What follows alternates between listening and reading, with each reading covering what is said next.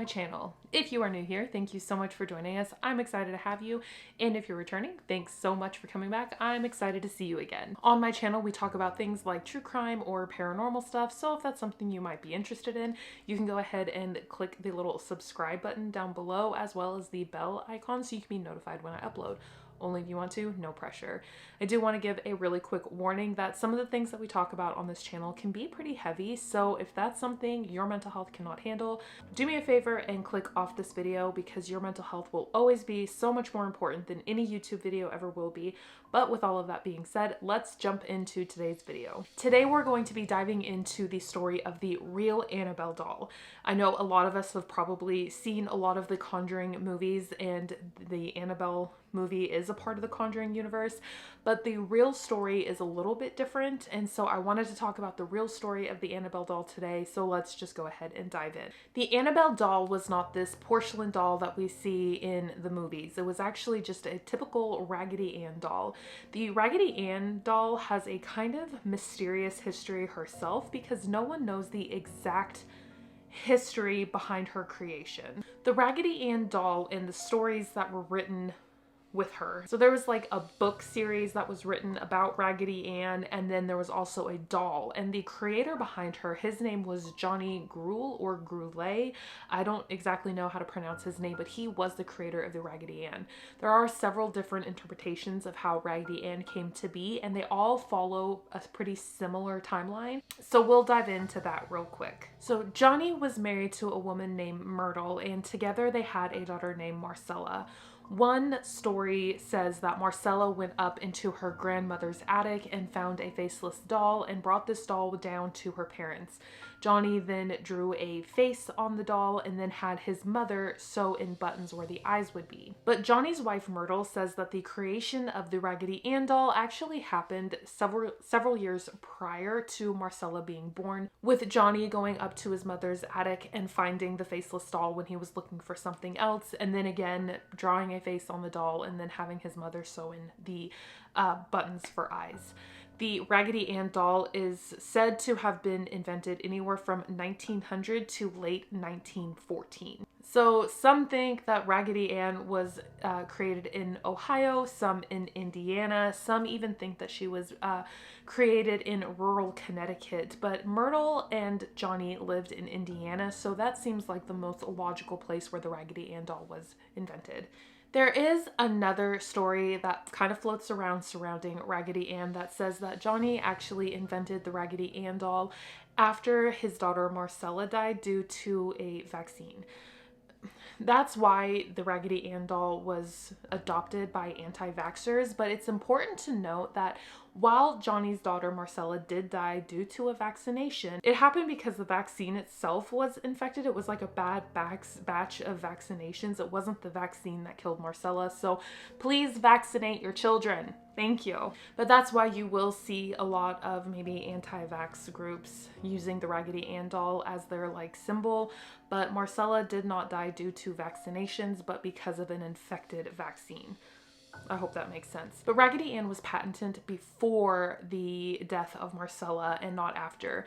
It is safe to say that the adventures that Raggedy Ann went on were inspired by his daughter's adventures on her own, but Raggedy Ann was invented before the death of his daughter. So now that we know a little bit of the history of Raggedy Ann, let's jump into the story of Annabelle. We're gonna jump ahead to 1953 in Portland, Massachusetts. Douglas P. Adams was living with his wife and daughter in their New England home. They seemed to be a perfectly happy family until one day Douglas seemed to snap and murdered his wife and his daughter in their home. When Douglas was questioned by authorities, he told them that legally I am guilty, but morally that is a different story. And that's not the only thing that led people to believe that something more nefarious was going on in the home. Several reports claimed that the crime scene was incredibly chilling. The Boston Evening American newspaper reported the girl's body was sprawled on the floor. At her feet, a mystery novel and a life-size Raggedy Ann doll sat on the chair facing her. According to other reports, Douglas P. Adams was planning this crime for about 3 days prior to actually doing it. and he could not explain why he had done it, and no one else seemed to be able to explain why he had done it either. Probably the most well-known story of the Raggedy Ann doll starts with the legend of Annabelle. And strangely enough, the story of Annabelle happens in the same location as the crime that we just talked about. In 1970, a 25-year-old nurse named Nancy, her mother, was looking for a quirky birthday gift for her. That's when she found a life-size version of the Raggedy Ann doll. Nancy absolutely loved the gift and placed the Raggedy Ann doll on her bed. And every morning when she made the bed, she would place the Raggedy Ann doll on the bed with her legs laying straight out and her hands by her side. Like most paranormal stories that we talk about, things started happening very slowly.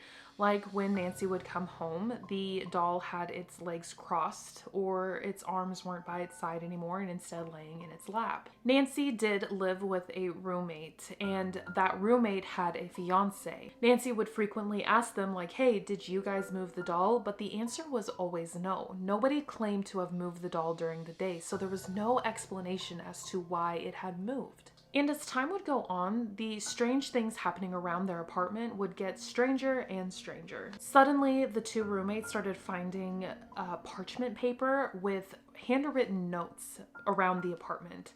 These notes were written in a childlike handwriting, and they would say things like, help me, help me.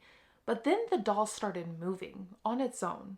Nobody claimed to have moved the doll, but they would find it in different rooms all around the apartment. Things kept escalating, and soon the doll started leaking a red substance that they could only describe as blood. But stranger still, the doll seemed to have a more ominous feeling towards the roommate's fiance. He really got the feeling that this doll was evil and out to get him. One day, when he was taking a nap, he woke up because he felt like there was somebody watching him. When he looked around the room, he saw the Raggedy Ann doll and it was looking straight at him. Soon, he felt a heavy presence, a heavy unseen presence on his chest, and slowly it felt like the hands of this unseen presence were wrapping around his neck and started strangling him. This attack went on for a while, but when it finally ended, he found 3 deep scratch marks on his body. At this point, they knew that something had to be done, so they got in contact with a medium. This medium agreed to come to the home and hold a seance. The medium claimed to be in contact with a 7-year-old spirit by the name of Annabelle Higgins. She said that Annabelle had died on the property several years before the roommates had moved in, and she just wanted to be a part of the group. Annabelle asked for permission to live inside the doll so that she could stay with them and live in peace. The medium said that Annabelle just wanted to be loved, and she felt like if she could stay with the roommates that she would be loved. The 2 girls thought that there was nothing wrong with a 7-year-old spirit living with them and that she was not going to hurt them, so they figured it was fine if she lived in the doll. At first, they tried to include Annabelle in their everyday lives, like propping her up when it was time to play games or to eat dinner, but things just kept escalating further and further, and the other roommate, her fiance, kept getting attacked by an unseen entity, even one time being almost lured into a room where Annabelle was at and being attacked again and scratched. Eventually, the roommates figured that there was something very wrong with this entity and they needed to reach out to someone different. They decided to reach out to one of their priests, and his name was Father Hagen.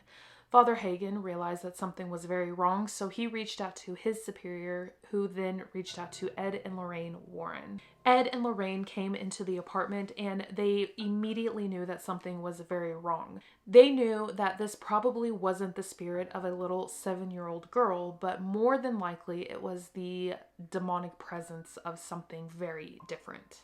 The doll teleporting into different rooms and the manifestation of the parchment paper kind of proved to them that this was more than likely a demonic presence and not a little girl. Father Hagen would have a very chilling experience with the doll when he was trying to transport it to a different location, when he lost control of his vehicle and was not able to steer it anymore, and the vehicle ran into a very crowded intersection before crashing into a light pole.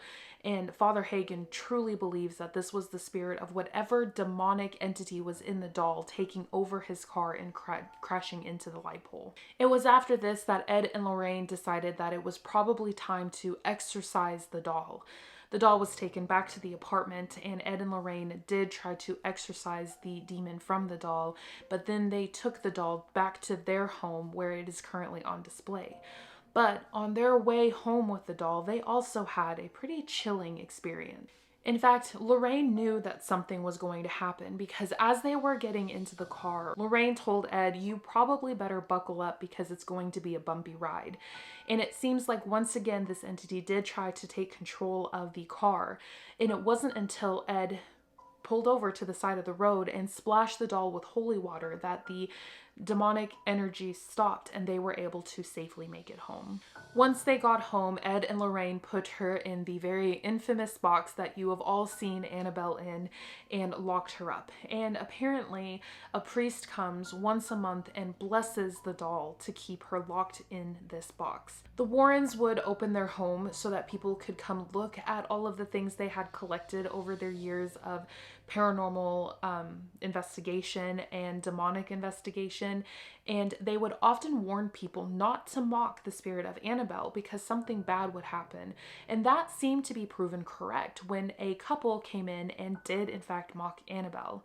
Ed immediately kicked him out of the museum, and on the way home, they were laughing about it and still making fun of Annabelle before the man lost control of his motorcycle and crashed. The man did not survive this accident, and the woman that was on the back of the bike was injured to the extent that she would have to stay in the hospital for over a year. And she did claim that they had been mocking Annabelle, and she fully believed that it was the spirit of Annabelle that made them crash. Things had been pretty quiet when dealing with Annabelle. That was until the year 2020 when allegedly the door to Annabelle's cage was opened.